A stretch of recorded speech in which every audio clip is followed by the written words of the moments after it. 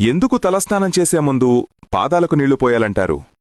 తలస్నానం ముందు పాదాలకు నీళ్లు పోయకపోతే మీ బ్రెయిన్కి షాక్ పడుతుందని తెలుసా? ఎస్, మీరు వింటుంది నిజమే. మన పెద్దలు చెప్తుంటారు, ముందుగా పాదాలు చల్లారాలి, అప్పుడే తలకు నీళ్లు వెయ్యాలి. ఇది శరీరం ఉష్ణోగ్రతను సమంగా ఉంచే రహస్యం. తలమీద ఏకబిగిన చల్లని నీళ్లు పోస్తే రక్త ప్రసరణ ఒక్కసారిగా మారుతుంది. బ్రెయిన్కి సడన్ టెంపరేచర్ షాక్. కొందరికి తలనొప్పి, అలసట, తల తిరగడం కూడా రావచ్చు.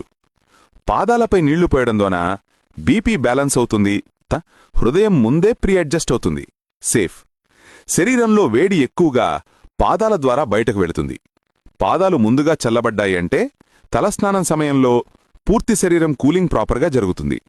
తలస్నానం ముందు పాదాలకు నీళ్లు పోయడం పాత పద్ధతి కాదు, ప్యూర్ సైన్స్.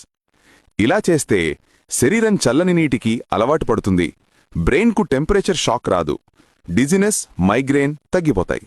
ఇది శతాబ్దాల ఆరోగ్య రక్షణ పద్ధతి.